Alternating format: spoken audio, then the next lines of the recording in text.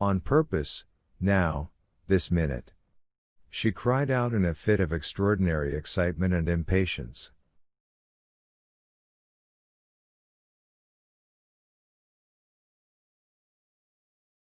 But you're subjecting me to.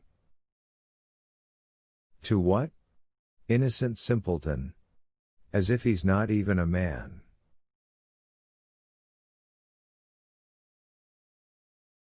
Well, now I'll see it all for myself, with my own eyes.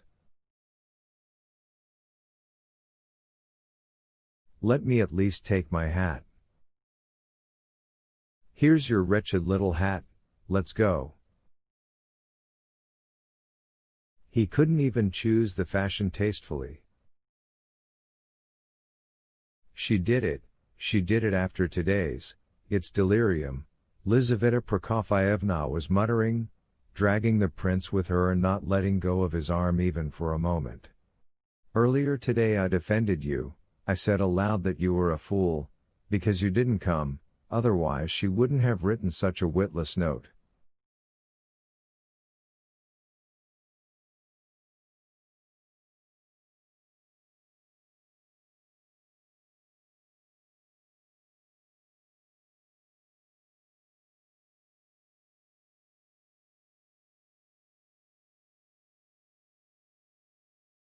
An improper note.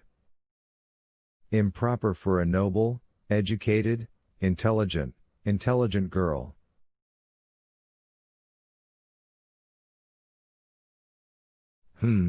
She went on, of course, she herself was vexed that you didn't come, only she didn't reckon that she ought not to write like that to an idiot, because he'd take it literally, which is what happened.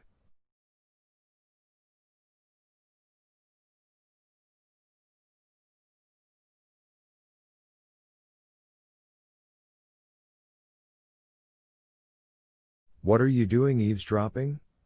She cried, catching herself in a slip. She needs a buffoon like you, it's long since she's seen one, that's why she wants you.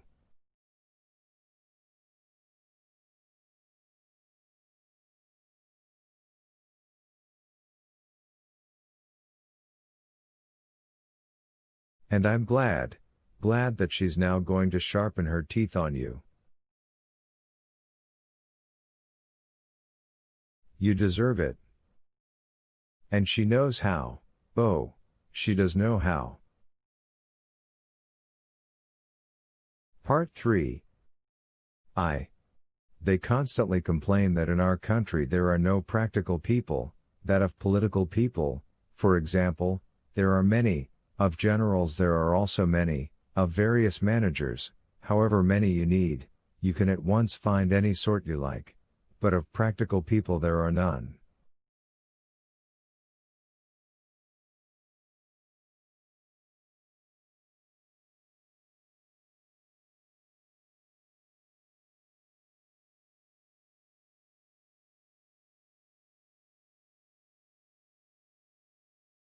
At least everybody complains that there are none. They say that on certain railway lines there are even no decent attendants. To set up a more or less passable administration for some steamship company is, they say, quite impossible.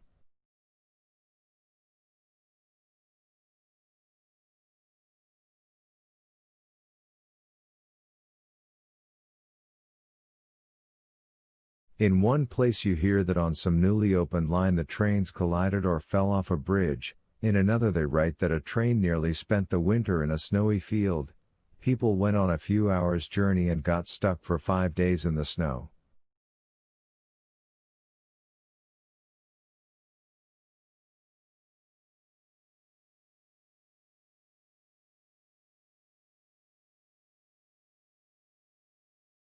In another they tell about many tons of goods rotting in one place for 2 or 3 months, waiting to be transported, and in yet another they claim, though this is even hard to believe, that an administrator, that is, some supervisor, when pestered by some merchant's agent about transporting his goods, instead of transporting the goods, administered one to the agent's teeth, and proceeded to explain his administrative act as the result of hot temper.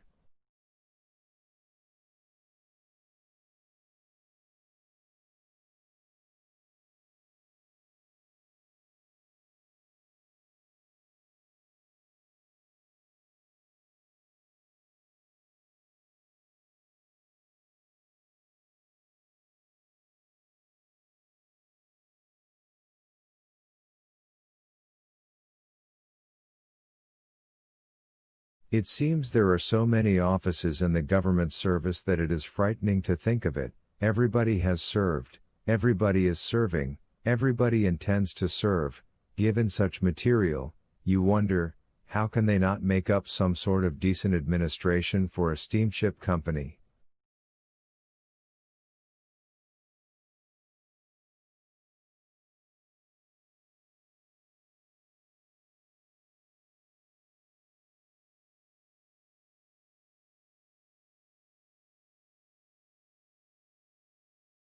To this an extremely simple reply is sometimes given, so simple that it is even hard to believe such an explanation.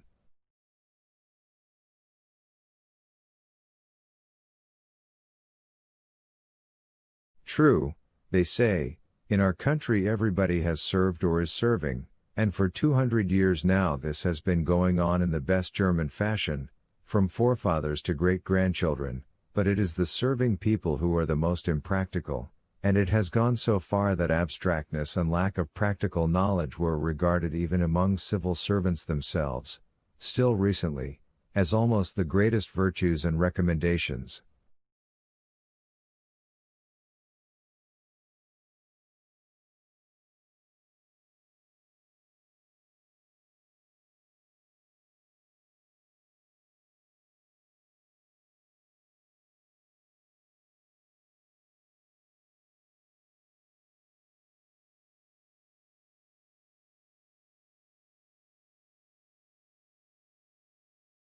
However, we are wrong to have begun talking about civil servants.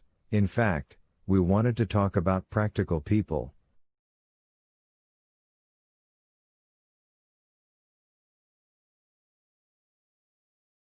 Here there is no doubt that timidity and a total lack of personal initiative have always been regarded among us as the chiefest and best sign of the practical man, and are so regarded even now.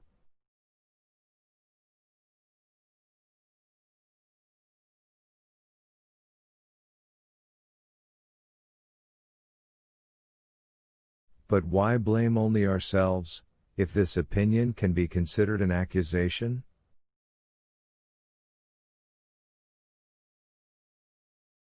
Lack of originality, everywhere, all over the world, from time immemorial, has always been considered the foremost quality and the best recommendation of the active, efficient and practical man, and at least 99 out of 100 people, at least that, have always held to that notion, and only perhaps 1 out of 100 people has constantly looked and still looks at it differently.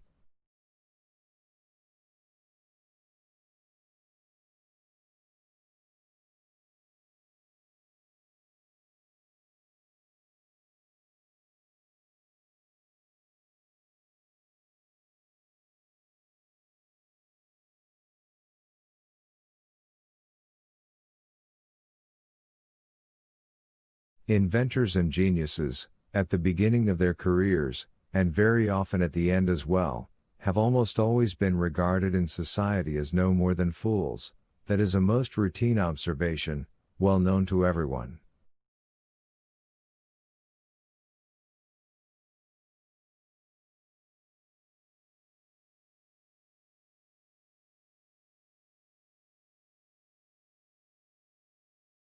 If, for instance, in the course of decades everyone dragged his money to the Lombard and piled up billions there at 4%, then, naturally, when the Lombard ceased to exist and everyone was left to his own initiative, the greater part of those millions ought certainly to have perished in stock market fever and in the hands of swindlers. Decency and decorum even demanded it.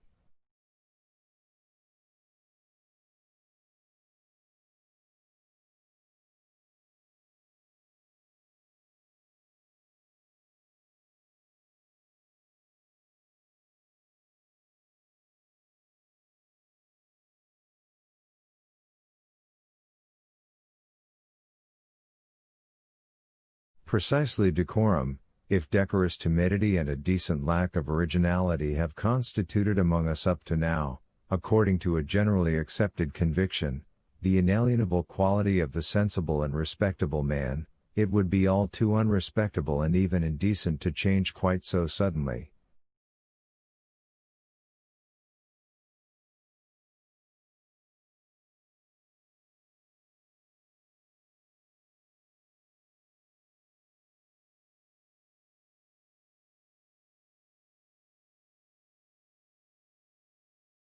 What mother, for instance, tenderly loving her child, would not become frightened and sick with fear if her son or daughter went slightly off the rails? No, better let him be happy and live in prosperity without originality, every mother thinks as she rocks her baby to sleep.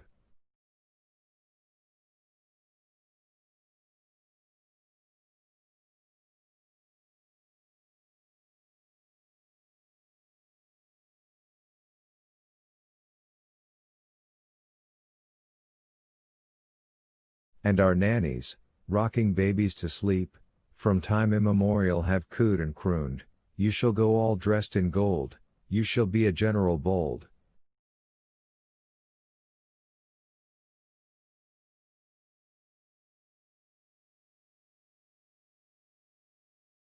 And so, even among our nannies, the rank of general was considered the limit of Russian happiness and, therefore, was the most popular national ideal of beautiful, peaceful felicity.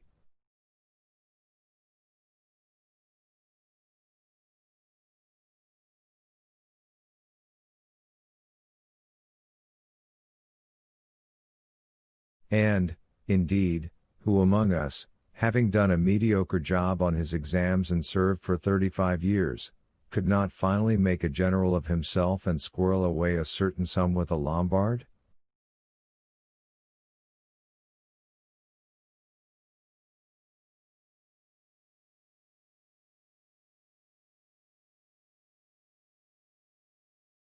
Thus the Russian man, almost without any effort, finally attained the title of a sensible and practical man.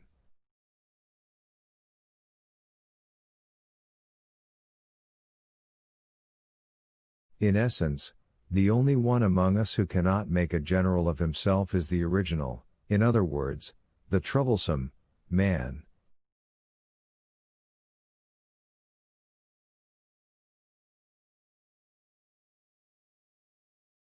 Perhaps there is some misunderstanding here, but, generally speaking, that seems to be so, and our society has been fully just in defining its ideal of the practical man.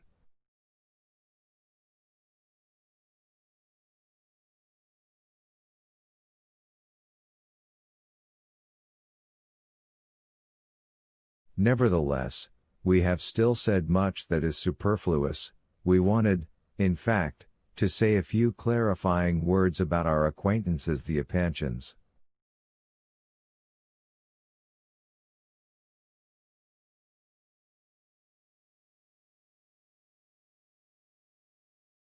These people, or at least the more reasoning members of the family, constantly suffered from one nearly general family quality, the direct opposite of those virtues we have discussed above.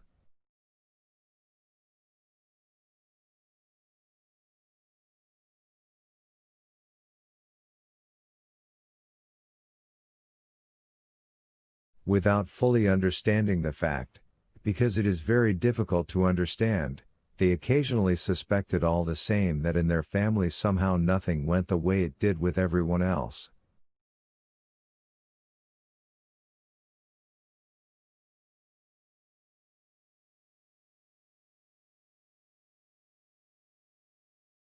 With everyone else things went smoothly, with them unevenly, everyone else rolled along the rails, they constantly went off the rails.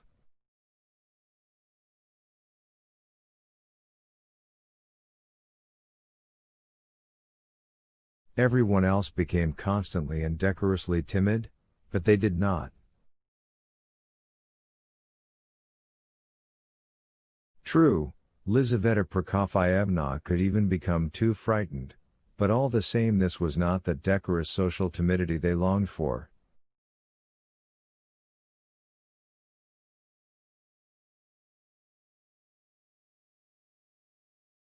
However, perhaps only Lizaveta Prokofyevna was worried.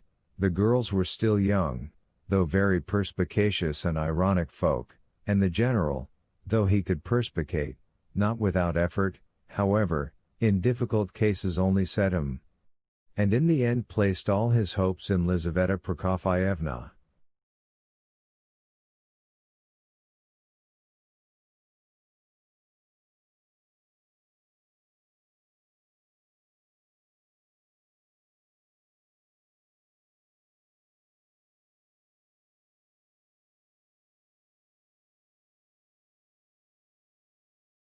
Therefore the responsibility lay with her. And it was not, for instance, that the family was distinguished by some initiative of their own, or went off the rails by a conscious inclination for originality, which would have been quite improper.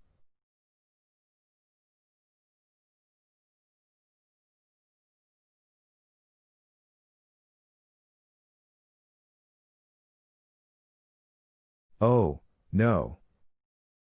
There was, in reality, nothing of the sort, that is, no consciously set goal, but all the same it came out in the end that the Epanchin family, though very respectable, was still not quite the way all respectable families in general ought to be.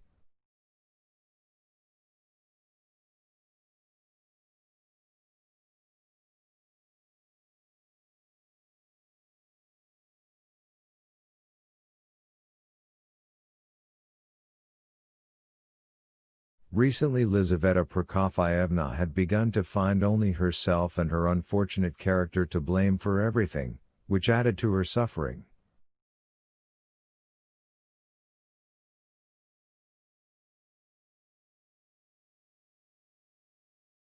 She constantly scolded herself with being a foolish, indecent eccentric and suffered from insecurity, was continually at a loss, could not find her way out of some most ordinary concurrence of things, and constantly exaggerated her trouble.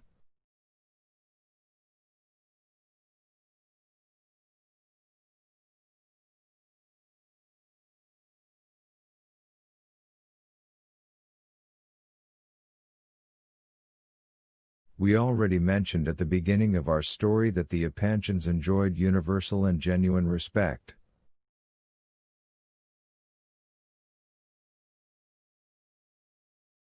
Even General Ivan Fyodorovich himself, a man of obscure origin, was received everywhere indisputably and with respect.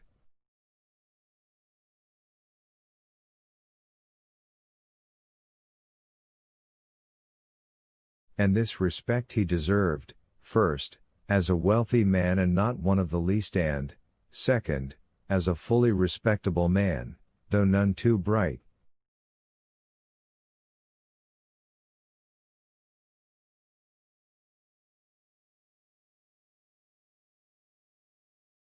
But a certain dullness of mind, it seems, is almost a necessary quality, if not of every active man, at least of every serious maker of money.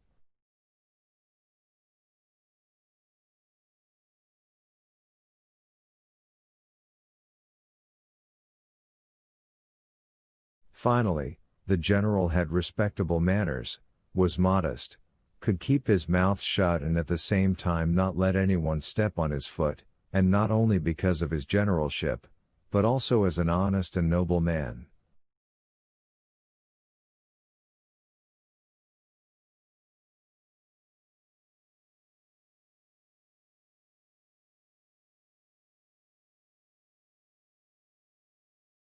Most important of all, he was a man with powerful connections. As for Lizaveta Prokofyevna, she, as has been explained above, was of good family, though with us origin is not so highly regarded if it does not come with the necessary connections.